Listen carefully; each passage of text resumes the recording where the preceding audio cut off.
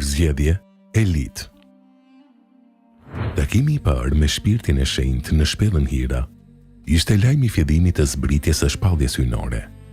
Pas këtij takimi, I dërguari sallallahu alaihi wasallam u kthye në shtëpi I tronditur dhe I frikësuar për veten e tij. Allahu deshi që pas këtij takimi I dërguari të kthehet tek bashkëshortja e tij e mençur dhe e zgjuar Hatixha, Allahu qoftë I kënaqur prej saj, e cila sapo dëgjoi për ngjarjen dhe shqetësimin e tij. Kisha frikë për veten time. E ngushëlloi me një përgjigje të prerë dhe me vendosmëri. Ajo përmendi një ligj hyjnor të rëndësishëm në jetë. Këtë ligj, ajo e kuptoi me logjikën e saj të shëndosh. E kuptoi nga pjekuria e jetës. E kuptoi nga realiteti historik. E kuptoi nga njohja e drejtë për drejtë e bashkëshortit të saj përgjatë 15 viteve martesë. Ajo filloi t'i kujtojë atij jetën e lumtur midis tyre. Eksperiencën e mirë kur ajo erdhi e huaj në shtëpinë e tij, sinqeritetin e tij bashkëshortor, zemërgjerësinë e tij dhe moralin e lartë. Prandaj përgjigjja e saj ishte e shpejtë dhe e qartë, e shoqëruar me një betim që tregon bindjen e saj të padiskutueshme. Jo pasha Allahun, Allahu nuk të turpëron kurrë. Ti I ruan lidhjet me të afërmit. Ti e ndihmon të pafuqishmin. Ti I jep të varfrit. Ti e nderon mikun. Ti e ndihmon atë që është në vështirësi. Nëna jon Hatixha, Allahu qoftë I kënaqur ndaj saj, me këtë ligj hyjnor në jetë. Dëshiron të thotë se Allahu I ruan ata njerëz që janë shtylla e njerëzisë dhe dobiprurësit e tyre. Allahu nuk I turpëron dhe nuk I pikëllon ata. Allahu u ka dhënë atyre këto vlera fisnike që t'i bëj njerëz të krenarisë dhe të bamirësisë. Gjithashtu, ajo dëshiron të vërë në pak të moral të lartë, që e shoqëronte pejgamberin sallallahu alaihi wasallam që nga fëmijëria e tij dhe deri në kohët para se të fillonte shpallja nga Zoti I tij. Prandaj njerëzit e mirë si shembulli I tij nuk tradhtohen kurrë. Nëse ndalemi tek këto vlera të larta fisnike, të cilat I përmend Hatixha, Allahu qoftë I kënaqur ndaj saj, do të shohim se e përbashkëta e tyre është sjellja dobi për njerëzit, kryerja e nevojave të tyre dhe kompensimi I mangësive, sepse lidhjet me të afërmit duhet të ruhen, të pafuqishmi duhet të mbështeten, të varfrit duhet të ndihmohen, miku duhet të nderohet dhe problemet e atyre që janë në vështirësi duhet të zgjidhen. Këto janë baza e moralit të lartë që buron nga shpirti fisnik dhe zemra e mëshirshme, për të mbajtur shqetësimet e njerëzve, për të përmirësuar nevojat e tyre, për të përmbushur kërkesat e tyre dhe për të siguruar lehtësinë për mundimet e tyre. Të gjitha këto ishin karakteristikat e lindurat Muhamedit sallallahu alaihi wasallam. Këto vlera I zbuloi Hatixha, Allahu qoftë I kënaqur ndaj saj, nga përvoja e përditshme dhe lidhja e ngushtë bashkëshortore, përpara se këto t'i vërtetonte shpallja në ditët në vazhdim. Këtu shohim një tjetër panoramë profetike që zbulon këtë të vërtetë. Momenti kur Musa alayhi salam mbriti tek burimi në qytetin Medjen. Aty gjeti disa burra që u jepnin ujë baktive të tyre. Ndërkohë dy vajza I ndalonin baktitë e tyre të afroheshin pranë burimit. Kjo skenë Musa alayhi salam e çuditi dhe I bëri shumë përshtypje. Prandaj u drejtua dhe I pyeti: "E çka është puna e juve dyjave?"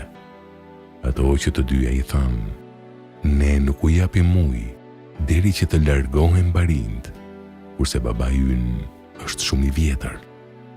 Çfarë çuditi dhe shqetësoi Musa alayhi salam nga kjo skenë që e bëri të reagonte, është pikërisht ndershmëria morale, ajo që e vlerëson se e drejta e të dobtit nuk mund të shtyhet apo të anashkalohet. Përkundrazi, ajo duhet të respektohet dhe të jepet përparësi. Prandaj ai menjëherë u dha ujë kafshëve të tyre. Kjo ndërhyrje dhe ky reagim I menjëhershëm vjen si kërkesë njerëzores, burrërisë dhe fisnikërisë morale. Prandaj Kurani përdor lidhjen fe menjëherë që nënkupton nevojën e ndërhyrjes për të vepruar në mënyrë të menjëhershme. Mbas e duket e çuditshme kjo ndërhyrje nga një njeri I huaj në vend të huaj, mes njerëzve të panjohur dhe pa mbështetje të askujt, madje I lodhur, I sapo ardhur nga një udhëtim I gjatë, I pangrënë, për më tepër, I përndjekur nga një armik I egër dhe I pamëshirshëm. Megjithatë, ai u shqetësua shumë për skenën e papranueshme për moralin e tij fisnik. Prandaj, krejt natyrshëm ai ndërhyri menjëherë, ndërkohë burrat e vendit nuk donin t'ia dinin dhe nuk I shqetësonte as pak situata e dy vajzave. Këto panorama tregojnë një të vërtetë e rëndësishme. Ato tregojnë faktin se Allahu për mesazhin e tij madhështor përzgjedh njerëz të mëdhenj, dhe një nga aspektet më të mëdha të madhështisë së tyre është për kujdesja ndaj njerëzve, shqetësimi për hallet e tyre dhe përpjekja për të ardhur në ndihmë. Mëshira e tyre ndaj njerëzve i bën ata stre dhe mbështetje për të dobtin dhe për të privuarin. Tek ata çdo nevojtar gjen dashuri, mëshirë dhe ndihmë, kështu që ngarkimi i tyre me përgjegjësinë e shpëtimit të njerëzimit nga devijimi dhe udhëzimin e tyre në rrugë të drejtë, gjen në shpirtrat e tyre gatishmëri dhe dëshirë që njerëzve të vinë në ndihmë, të sillen mirë me ta dhe të tregohen bujar dhe bamirës ndaj tyre. Ato janë zemra fisnike të mbushura me mëshirë dhe me përkujdesje ndaj njerëzve. Kjo vlerë e qartë dhe e dukshme në jetën e pejgamberëve të Allahut, paqja, mëshira dhe bekimet e Allahut qofshin mbi ta, duhet të jetë gjithnjë e pranishme në shpirtin e trashëgimtarëve të tyre. Për këtë arsye, aq sa do të stolisen me moralin e pejgamberëve, aq do të jetë edhe zbatimi i rolit të tyre si trashëgimtar të pejgamberëve. Njerëzit e diturisë dhe të thirrjes islame duhet të kenë një depërtim të thellë në shoqëri. Me praninë e tyre, ata duhet të jenë streh për njerëzit, zgjidhje për hallet dhe problemet e tyre. Duhet të nxitojnë për çështjet e tyre. Mëshira e tyre ndaj njerëzve është gjurmë me mëshirës së Allahut ndaj krijesave. Ti ishe i butë ndaj atyre, nga se Allahu të dhuroi mëshirë. Pa këtë vlerë, roli i tyre në jetë do të jetë i kufizuar dhe ndikimi tek njerëzit do të jetë i dobët.